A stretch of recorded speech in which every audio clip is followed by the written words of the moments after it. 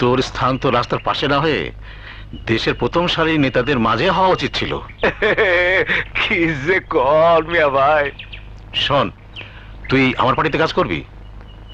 কামের কথা যখন কইতাছে তখন সাথে আয় উন্নতির কথা কিছু কন।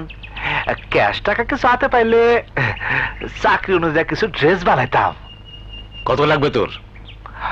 এই 500 টাকা। 500 টাকা? বুঝেন না কেন?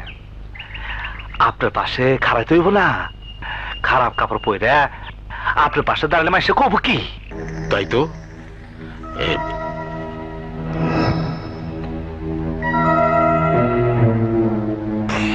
এই নে বাবা 2000।